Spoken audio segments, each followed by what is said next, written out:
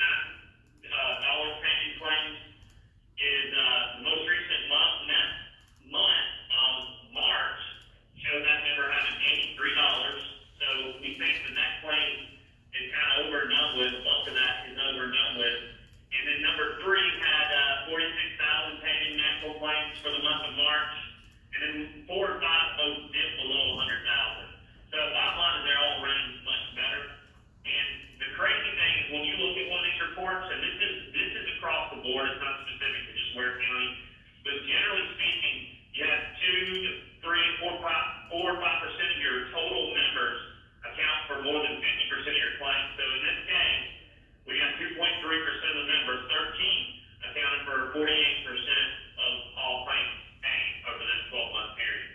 And that is a pretty normal thing, so that can be the difference between a good year and a bad year. If you go to the next page, slide 5, this is the 2020 ACC Genie and some details page. And you can see that right off the very top bullet there, Anthem is requested. Their initial request was a 9.5% increase. They have the full claims that I just mentioned. Their numbers are off a little bit, but that's that 603,000 number there. This year, the overall pool ran higher than we've ever seen it run, and we were anticipating the increase to be in that neighborhood of 5%, maybe even better. I came down, and actually before COVID-19 hit, one of my last meetings in person was with the staff there, and we kind of reviewed everything. We anticipated the renewal to be no more than 5%. And so because the pool ran a little higher than we have ever seen, we felt that when the renewal came out, it was higher than I felt it needed to be, and we felt it needed to be, so we ended up going to market. We got one option that's not presented because I just got word today where it's at, but even it is not competitive with Anthem. So the bottom line, Anthem is still the best option on the table.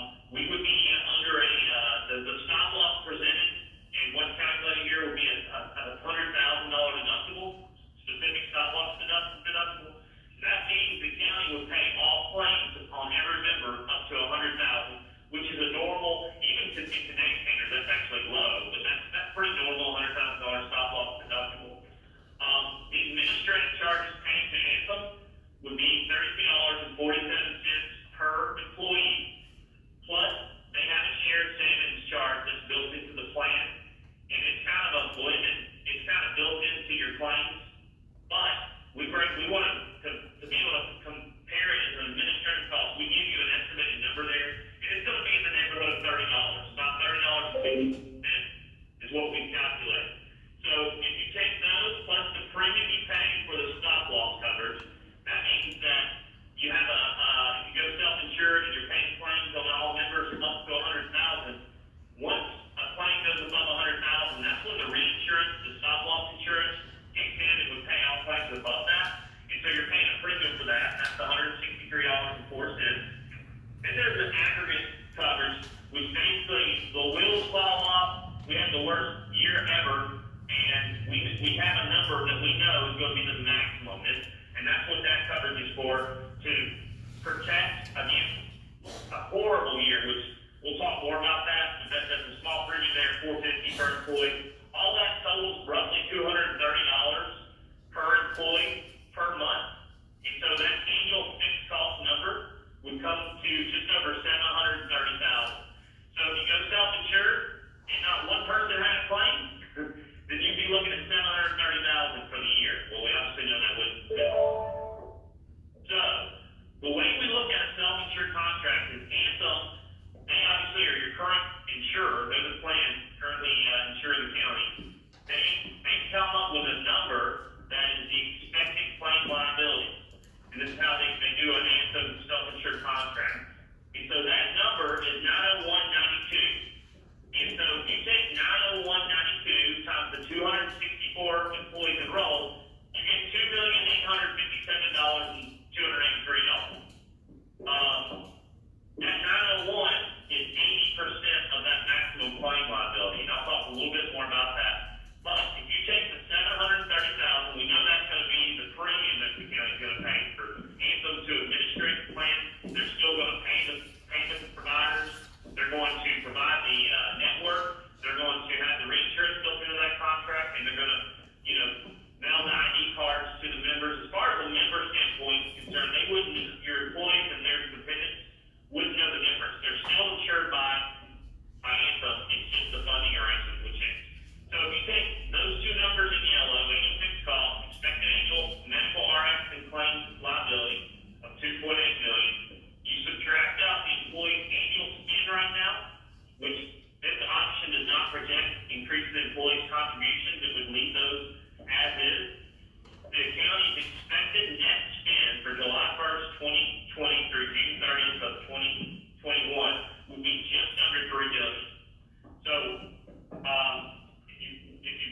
if you go back, you can see what's the projected cost, and we'll talk more about this, but right now, the projected cost for the current claim year, when I say current, I mean July 1st, 2019 through June 30th of this year, that's the county's claim year. The projected cost is just under $3.5 million. The projected increase on option one would take us to just under $3.7 million. So when we're looking at option two, the self-insured option, we're looking at an expected cost of under $3 million. Now, I talked about the maximum claim liability, and I talked about the aggregate premium of $450. If the wheels fell off, so to speak, and we had the worst year ever, then the maximum claim liability would be that $3.6 million. We've never seen any ASO, self-insured client hit their max, but you do have protection there, and that's obviously the number we look at. Most employers that are self-insured budget off their expected. We do have some that would budget off of the maximum claim liability, and that maximum cost there, if you budgeted off that, you would obviously never go over budget.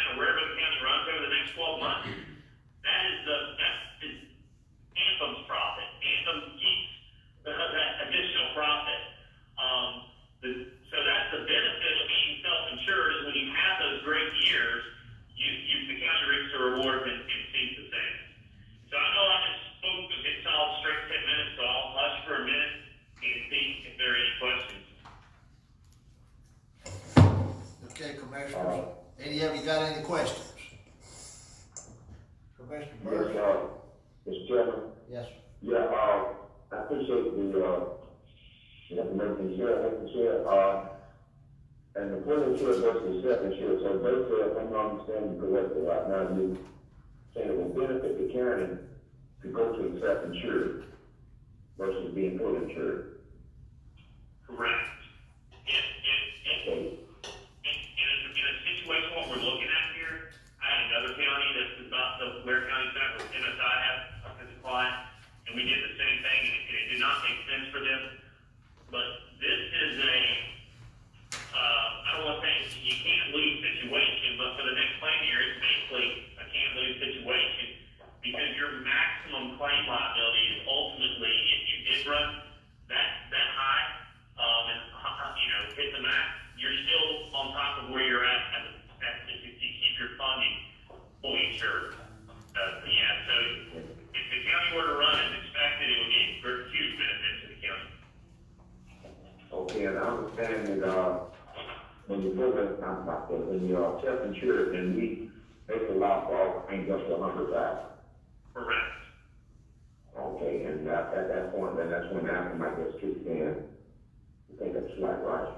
That's correct. When it gets up to 100,000, and actually, this is a automatic reimbursement, stop loss reimbursement contract. Basically, what I mean is, if you have a claim that hits 100,000, the county doesn't have to pay anything above that under this contract. Anthem would pay it. There are other contracts where the county has to pay and then get reimbursed down to the 100,000, but that's not this type of arrangement. The county would they would stop drafting any claim payments for that particular member or those particular members.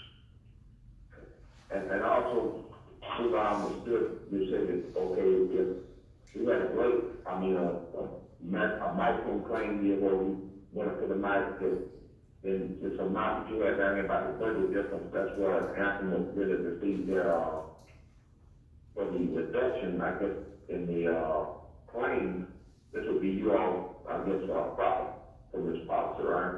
It would be Anthem's, right? We're MSI as a broker, so it doesn't affect us either. We're basically, whether you guys run well or horrible.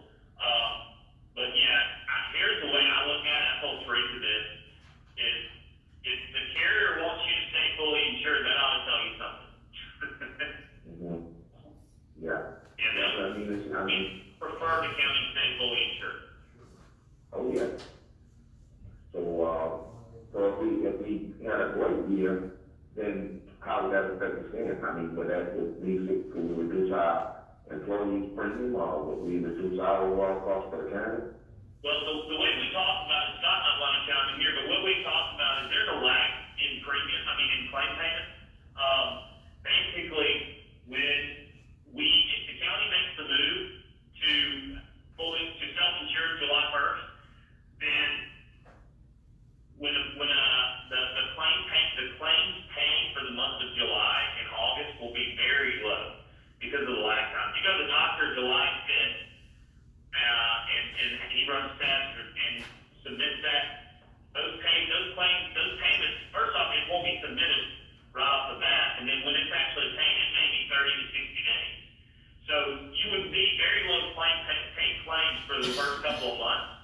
So if the county budgeted as it does, just like it does now with full insured plan, and if the county were to fund the account with premiums that it would normally be paying, then the claim payments would be paying out of that fund. And there's, like right now, the monthly premium paying to Anthem is about $340,000. So let's just say you kept that number 340, you put 340 in that account for the month of July, your claim totals are probably going to be about 20-30% of what you would normally see in that month. And so you go the whole year, and after a year's up, you're right, there'll be a lot extra money in that account that's left over. Now, how the county adjusts it next year would be completely up to you guys. The one thing is when you are self-insured, and we're doing this again next year, we're not looking at all we're looking at is the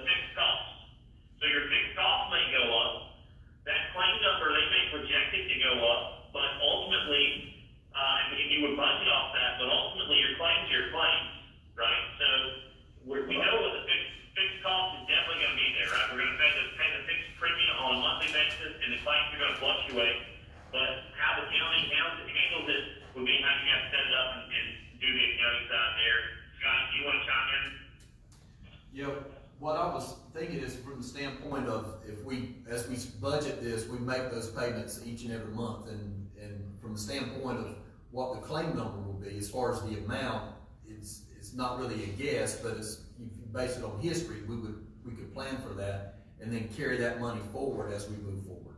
But, as Jonathan was saying, at the very beginning, July and August, you'll have folks who went to the doctor in May and June, and those claims will be paid by the previous policy, and then we would have those 2 months to start building up the fund from there. Okay, but because, when I'm looking at it, I'm looking at, the figures here, and the full insured, year what can stand versus what we put up, self-insured, it's a great difference there, but by the same token, we're taking on basically more responsibility as far as the insurance for the employees, am I right? That's correct. There's definitely, more liability on the county. Right. It's not like there isn't a ceiling. We know the ceiling's the maximum. So that's where, if the maximum were, $1 million higher than what we're looking at for the fully insured renewal, it wouldn't make sense, right? It'd be too much of a risk there. Right. But what the max is right on top of the fully insured premium, and so there's really very little risk. And, because of that lag time, I think actual paying claims for the next 12 months are gonna come in lower than expected. And you'd be sitting here next year with definitely more funds in the account than anticipated, is my thought. Okay, Scott, just based on if we went with the self-insured, how much, just a ballpark, how much would that increase the employee premium payment in? No, so right, we have, scheduled this or basically planned this to be, the same premium payment as the employees have currently. So the same amount they would just carry forward. So the premium will change. Premium would not change. We presented option 2 under the self-insured options, keeping employee deduction the same. So I will say that there would be no change in employee deduction that's presented under option 2. When you think about COBRA, if you're like the county's fully insured right now, when an employee leaves, they get a COBRA notice and it tells them how much premium they have to pay if they want to keep that covered. When you go fully insured, the COBRA premiums are those are set by the carrier. They're basically a number that the carrier tells us, all right, use these as the COBRA premiums, because there technically is no premium because the county's paying the claim. But that being said, the county in the future could set deductions off those COBRA premiums, but ultimately it's up to the county. The county can set the deductions however it feels appropriate. As far as the plan design is concerned, right now there's 2 plans. They both have a $2,500 deductible. And the county ultimately, you can call it partially self-funds the back end of the deductible, and all employees and their dependents are eligible to receive the last $1,000 on their medical deductible through an HRA arrangement, health reimbursement arrangement, and that is automatic. I say it's automatic because it's administered through Health Equity, and they receive a claim file from Anthem. And so when someone has a claim that's eligible for reimbursement, they automatically receive a check. And that check is cut from the county's account. So if the county were to go self-insured, there would ultimately be no reason to have an HRA. So my recommendation is no impact cost-wise would be, if you go to slide 9, would be to lower the deductible on each plan by $1,000, take them from $2,500 down to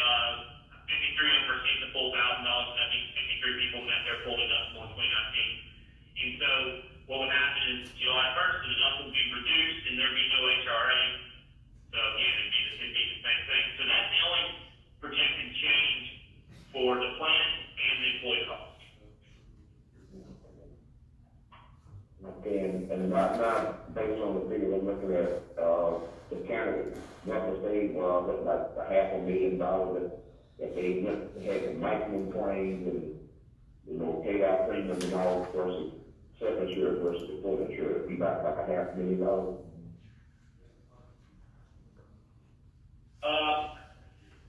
Yes. If the county runs as expected, be about 500,000 below. Now, I don't know what's actually, I put budget difference there. I look at it as we budgeted for what we have in place right now. So what we have in place right now, is for July 1st, 2019 through the end of June.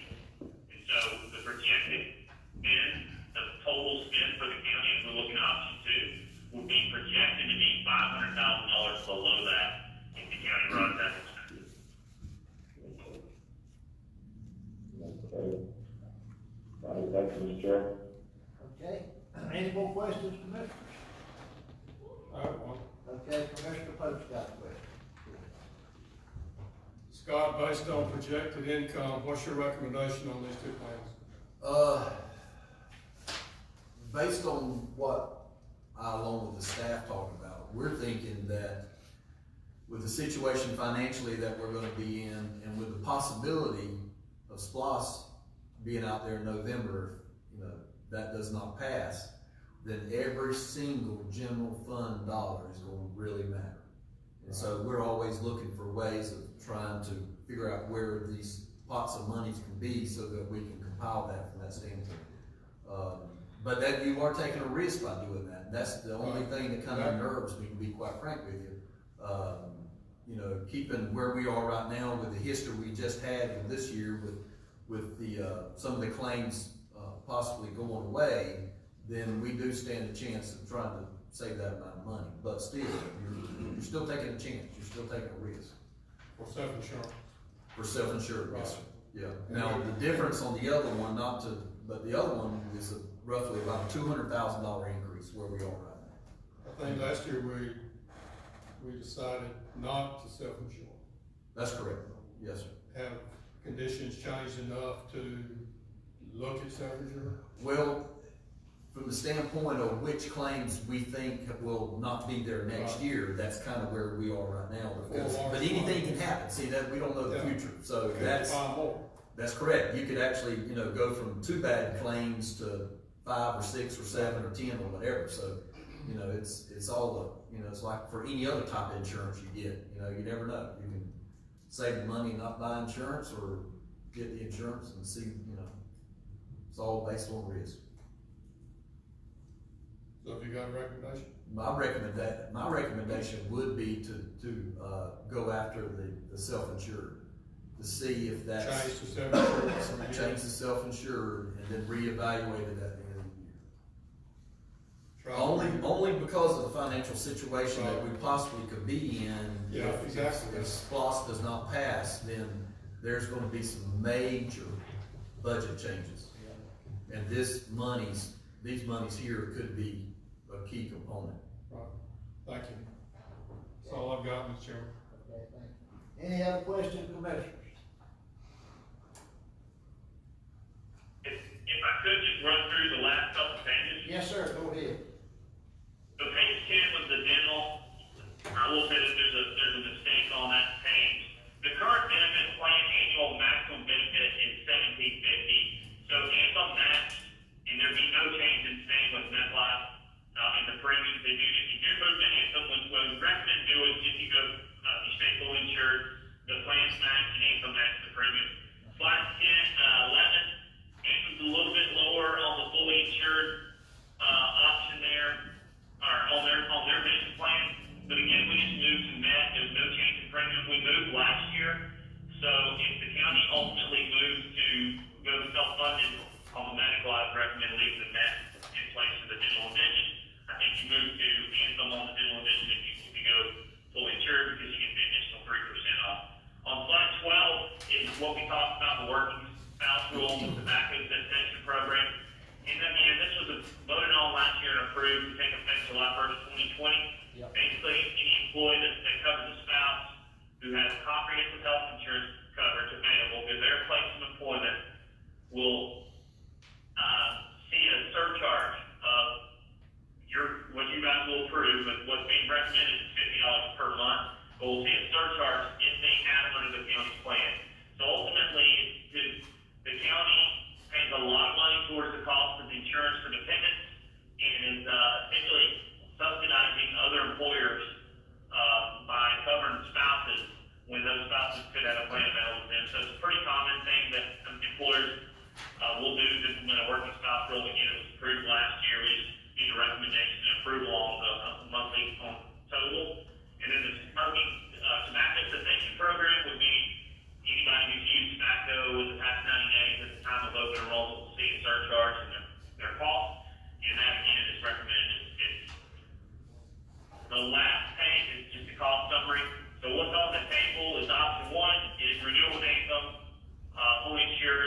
move the dental and vision over to them.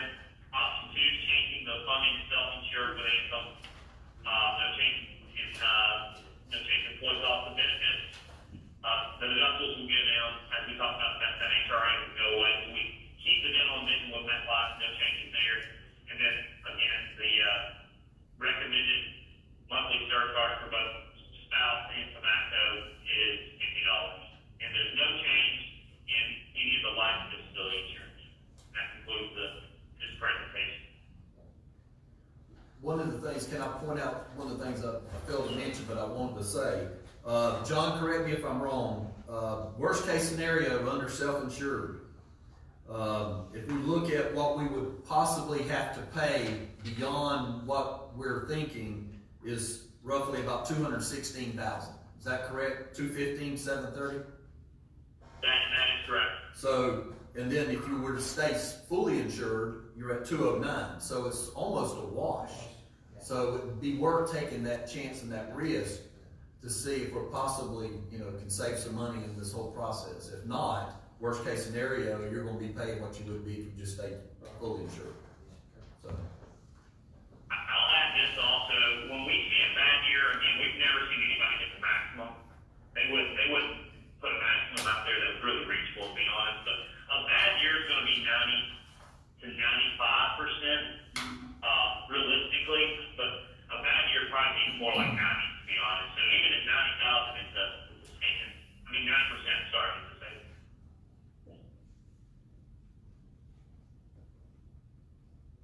Okay, is that it? Just for me. Oh, okay. Well, thank you for your presentation. All right. Thank you. Thank you. What's your pleasure?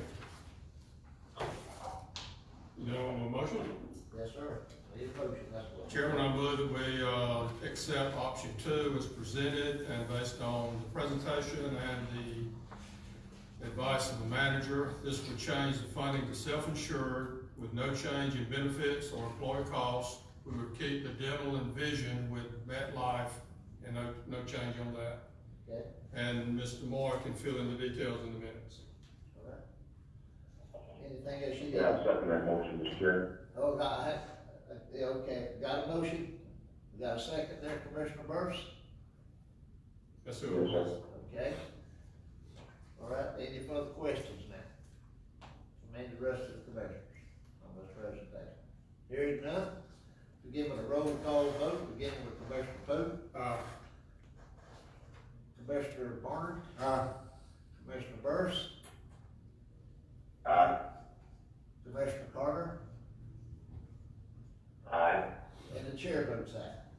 All right, we'll go to the next item. Okay, under tab B is a CSX construction agreement for the intersection improvements at US 1 and Wakeona Drive. This is an agreement, we originally had, back in November, we had a document, a CSX right of entry into their right-of-way there at the intersection. We put that on hold only because of the situation we had with the water system, the water line, to figure out what we needed to do before we move forward. We put that on hold, and then CSX re-evaluated the situation and said it would be better for us just to do that as a construction agreement, which is attached in your packet there. And the total cost for that is, and there's a budget breakdown, I don't know if you've seen it, but total cost there is $22,926, which is a little less than what they originally come up with, which was, I think, $23,157. So there's about $500–600, I think, difference from their original estimate. It's under attachment D, I believe, if my memory serves me correctly. Yes, sir. So the total to pay CSX for that work to be able to put asphalt there on the part of their right of way is $22,926. Okay? All right. Do I have a motion? Mr. Chair, motion that we approve this, I guess, the change, not the change order, but the amount to CSX for what, 22.9, you said it's not? Yes, sir. Yes, sir. That's correct. Okay. And this is given with my tag right away and what we had to do that, okay? That's correct. I second. All right. We got a motion and a second. All right, any further questions for the manager? So the permit, $22,000 permit gives county permission to work on their right of way. Basically, yes. Any work is paid by Ware County. And we have a contractor, this will add to what we're having to pay, Right. which is, I think it brings it up, the amount that we'll pay is roughly about $280,000, and we're getting $200,000 from DOT. That's right. But the amount for the permit does not include any work done. No, by sir, CSX. no, sir, no, sir. Thank you. It's for them to be able to be on site and to evaluate our plans and design. Okay, that should get this project underway, shouldn't it? Yes, sir. Manager? Yep, because we got the other part of that rectified, so it should be good to go. I think they're gonna start this week. Okay, start within a week, about. Yes, sir. Okay. All right, I got that motion and second, did I not? All right, any more questions for the manager? You know, I'm all for this project and everything. It seems like every time we have a meeting, we're having to do a change order or add money to it. Yes, bumping out half a million now. Okay, anything else? Begin with a roll call vote, beginning with Commissioner Pope, Commissioner Burris, Commissioner Barnard, Commissioner Carter, Aye. and the chair votes aye. All right, item C, Mr. King. Okay, under tab C is, two rezoning applications. The first one is a rezoning application to rezone 2116 Carswell Avenue from R75 residential to C2 highway commercial. Okay. We will have a motion. We'll make a motion. I make a vote. Okay, I heard Commissioner Barnard first. Second. Okay. Commissioner Carter, you were second. Yeah. Okay. All right, any further questions on this rezoning on Carswell Avenue? I got a question. Yes, sir. Yeah. Mr. Schubert, you said if this is approved and the applicant has a woodworking shop, a cabin shop, something, they'll have to be, fence, a line, it'll have to be landscaped, and it's just performance points that they'll have to meet. Yes, sir, I have to put a 6-foot privacy fence around it, or either, honestly, around it where it joins residential properties. Now, he may have the option to do it where his property joins it, to do it or not to do it, but, or either do a vegetative buffer that'll be, 6 feet high within 5 years. And the whole purpose is not to become an eyesore to the community. Right, and keep your, if you have, lights coming there early in the mornings or late in the evenings, to keep lights and the buffer sound from going to the neighbors. Gotcha. Thank you. All right. That's your motion, too? Mr. Chair, Yes, sir.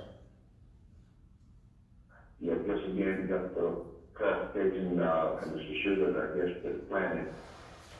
If this is voted on, then it would be spot zoning, and also, if it's C2 commercial, but again, at the sake of signing repetition, that this, business will, abandon, property sold, and someone could come in with any use in the C2 and put it in, the county would be hard pressed to deny it because it's already on C2, am I correct? Correct. Okay. Well, almost any use, we'll be able to put any use, like if a use has a certain restriction from the church or something like that, they wouldn't be able to do it. Yeah, but other than that, they will be able to do it, right? Correct. Okay. Any more questions, commissioners? Yeah, I got a motion. Is that right? Got a motion and a second. Got a motion and a second. Any more questions? Hearing none? begin with a roll call vote, beginning with Commissioner Pope, Commissioner Burris, No. Commissioner Barner, Commissioner Carter, Commissioner Carter, and the chair votes aye. All right, let's go to item 2 there, 3230 Smith Drive. Yes, sir. This is an application to rezone 3230 Smith Drive from LI Limited Industrial to GI General Industrial County. Okay, do I have a motion? Do I have a motion? This is the property in Industrial Park.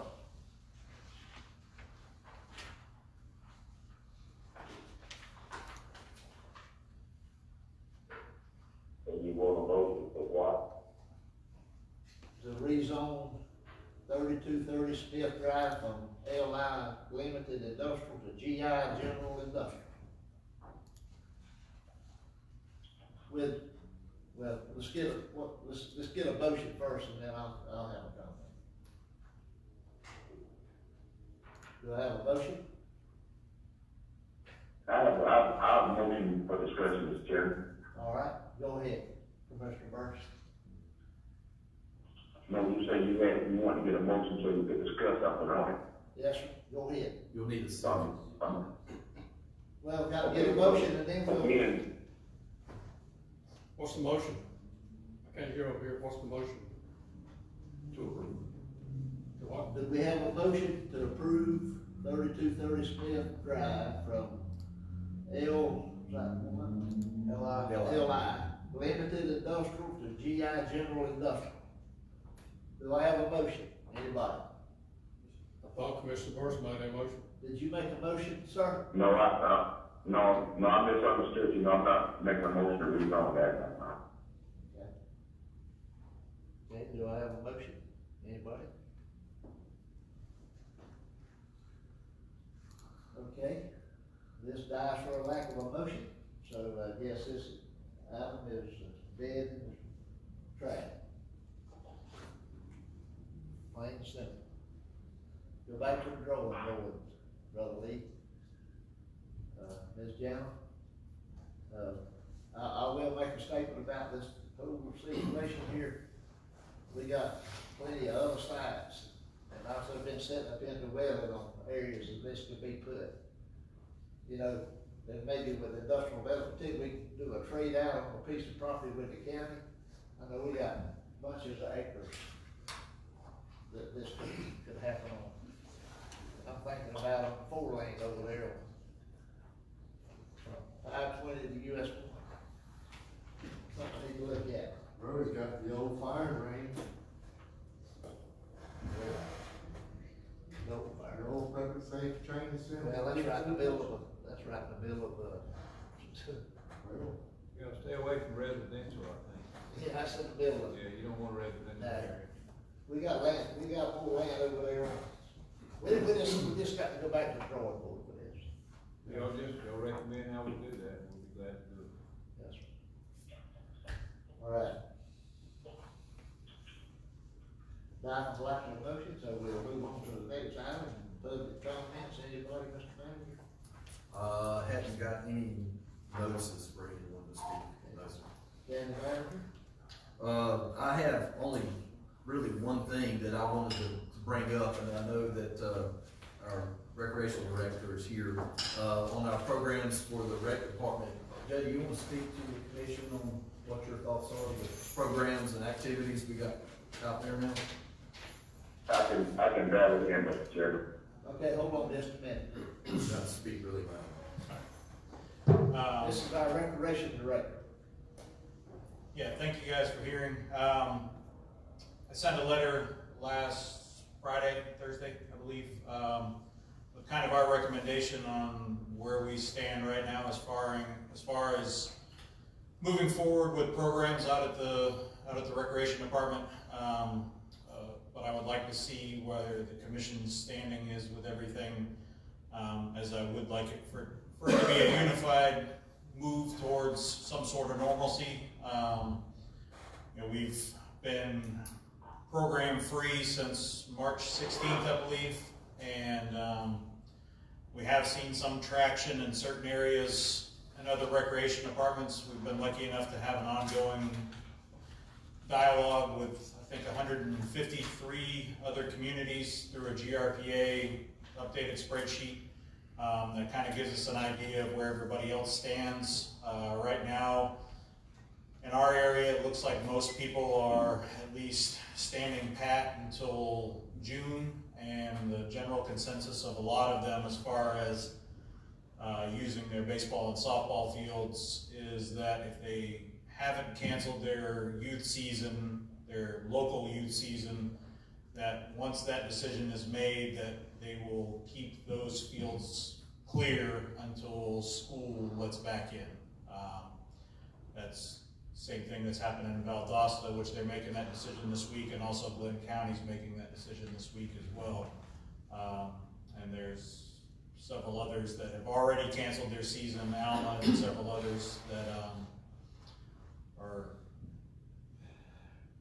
having a hard time getting people back on the fields with the regulations of the no groups larger than 10 people, and those groups staying 6 feet away.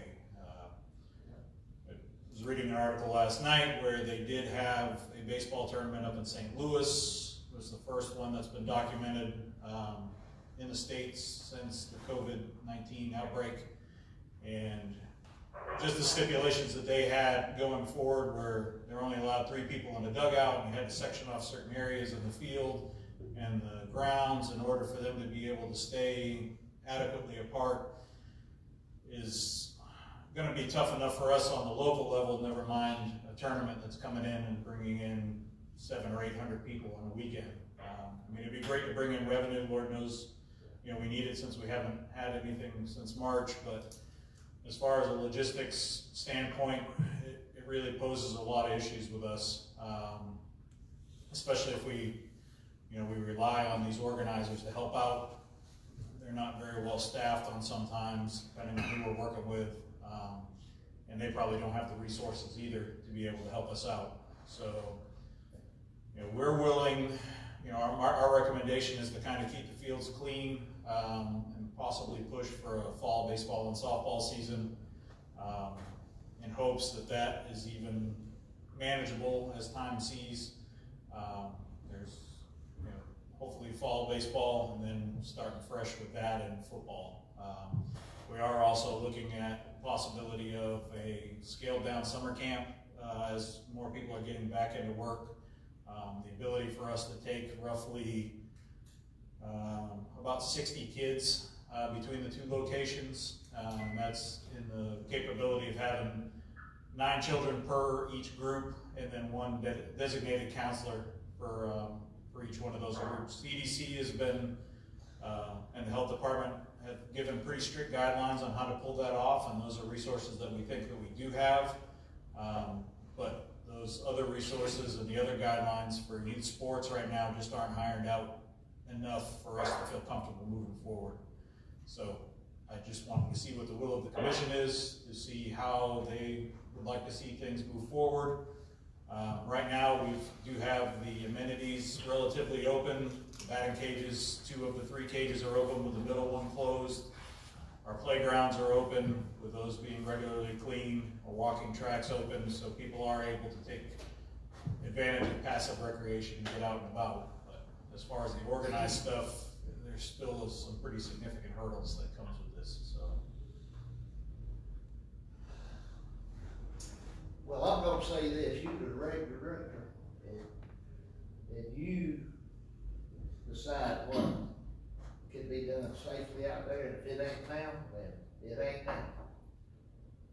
That's the way I see it. I'm not gonna sit up here and say, yeah, go for it, go do it all. And then a week later, we start having kids sick all over the place. There ain't gonna be no part of that. Well, and that's our feeling. Whenever they ask me, all those, wear one of these. I mean, and that's our feeling as well, but as you guys know, if we give an answer, it tends to make its way up, and there seems to be someone searching for a better answer. And that's why I'm standing here today, is to hopefully send out a unified message that we're possibly just not ready to move forward in that aspect. And our hopes would be, by the time school lets back in, that there's significant research on how to be able to manage outdoor sports. I mean, we all have our personal opinions, but it seems like CDC and the health department just isn't quite there yet. I mean, Major League Sports aren't even quite there yet, so, and they've got quite a few more resources than we do. Yes, sir. I think we just need to sit tight. That's What do you need from us, Scott, officially, or just advice or what? You tell us. I think basically what we need is just some consensus on what the commission feels, since we just made that decision to kind of come to a halt. So we're just making sure that the commission still agrees with what we're thinking. I'll agree with the chairman and Jay with the with the understanding, hopefully, that if conditions change for the better, we can adjust. That's correct. Yeah, I really feel that a month-to-month evaluation, I mean, I know numbers are slowly working in our favor in the state of Georgia. But right now, especially with the outside influence of tournaments that are bringing kids from all over the areas, it's tough for us to welcome them with open arms when we're still a little uncomfortable letting our tax-paying citizens get back out there. I agree with that 100%. Do we need action on this or just? I don't think so. No, sir. Just make sure that everybody's still. Did Commissioner Burris, you and Commissioner Carter understand what? Yes. Sir? Yeah, I would just like to say, I concur with you, and thank Commissioner Pope, I believe, said, and the manager, you know, unfortunately, in uncharted territory here, and this is something that never happened, so there's no way to really prepare for it. Yes, sir. And, well, I think we need to err on the side of safety, rather than just, you know, stand style. A few people say that we had a baseball season because, the flip side of that is that if we got someone that got sick out there, we caused some sicknesses out there, illnesses, and, we will be to blame for that. Yes, sir. We never hear the Our last. decision today, and, so I think, like I say, I think it's great to use, making a wise decision to try to weigh the severity of it, and, I think we pretty much, like I said, we just kind of sit back tight until we kind of get a handle on this, pandemic that's affecting everyone. Yes, sir. I agree And, with that 100%. also, I'd just like to give a shout out to the rec department, manager, I can't remember, what is it, Ray? Jay. Jay. What's Jay. the rec department? Jay. What's his name? Jay. Jay, yeah. They, for about the last couple of weeks, or maybe 3 weeks, they've been doing a cookout out there at Memorial Park on, Tuesdays and Wednesdays. It's been well received by the, community, and, been a lot of people that come through, and, it's another way for the rec department to, I guess, to shine, you know, even though they couldn't have the softball season, they were able to use some of the, I guess, food and the condiments that they're gonna have for the, baseball season, and share it with the community, with kids under 18, and, I think it was really great. I think everyone enjoyed it, and I wanna just, give a shout out to them for that. Yes, sir. Well, thank you, Commissioner Burris. Commissioner Carter, you have anything you want to say? Well, I'd just like to say that, I don't think we should, you know, really rush the season. I'm sure that, our most qualified county manager is keeping some breath of the things that, we need to address. And let the school go more or less on his guidance that, we won't try to start these things back up until he has the information from the line. Yes, sir. We'll let our manager, Jay, our director of recreation, let us know when.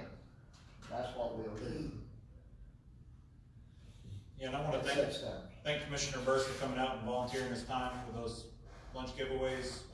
Like he said, we had a lot of extra food in the freezers that we had piled up for tournament season and baseball season, and instead of letting those go to waste, the schools kind of scaled back on their free lunch program, so we were able, I think we did 2 weeks, on Tuesdays and Wednesdays, we were able to give away about 600 lunches between those 4 days, so it was. That's a blessing. It was a lot nicer than sitting It there was. watching the grass grow until it was time to cut, so. Yes, thank you. All right, I got a question. Yes, sir. Will any updates on the theft that happened out there? Y'all covered any property that's stolen? we have not. We were told by the sheriff's office that it would be relatively slow as they are passing it to somebody who did the fingerprinting, and then we were told that that was gonna be probably several weeks as they were back, because they were on limited staff. I forget where they said they send that off to. You know, the mowers were obviously found, which is a great thing.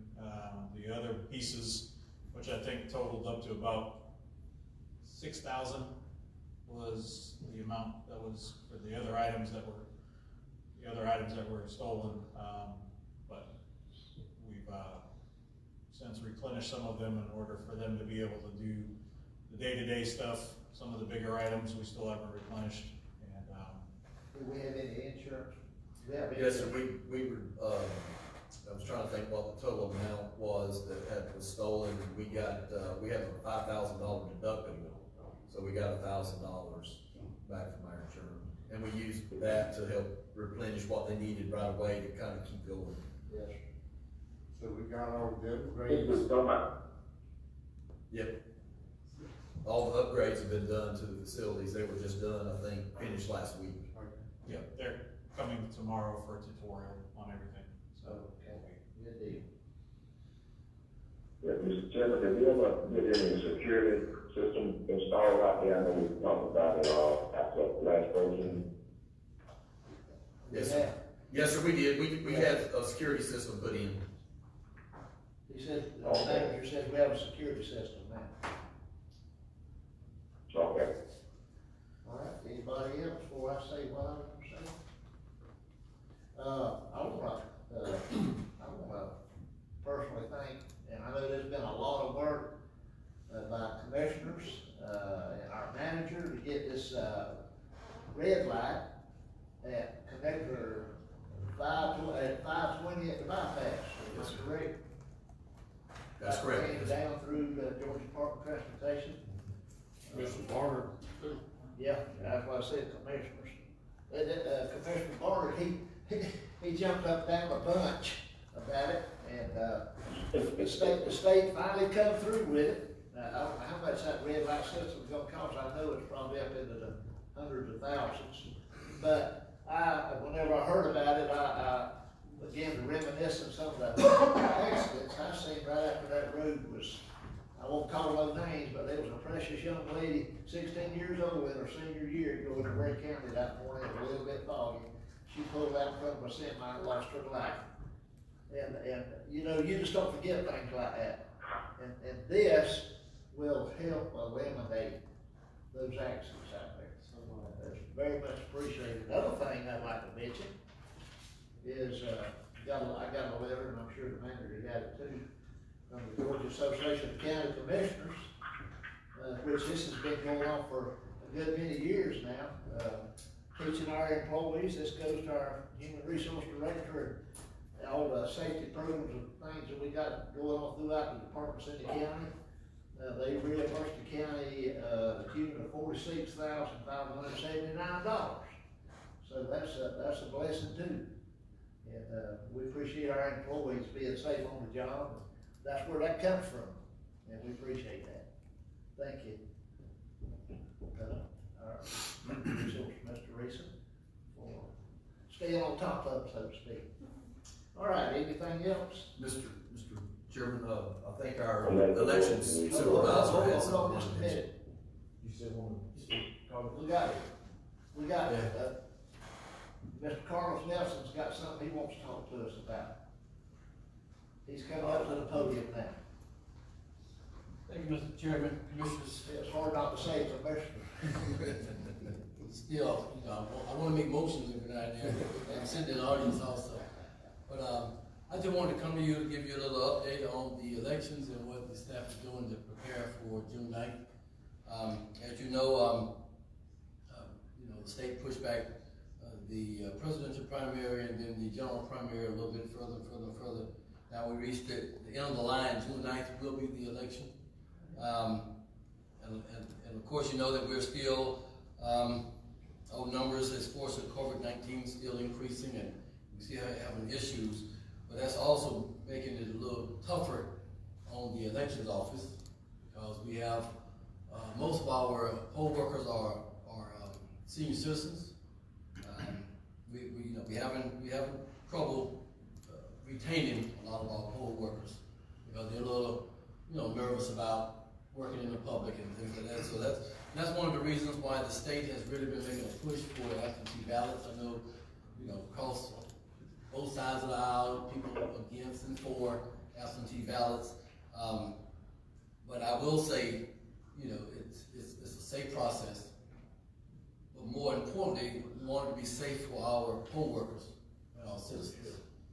Because the more absentee ballots that we have come in, there's going to be one less voter that will be at the polls. And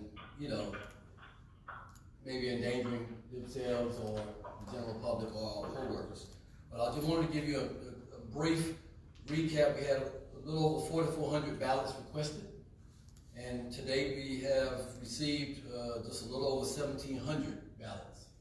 And that's a little over 1,000 more than we had the last general election 4 years ago.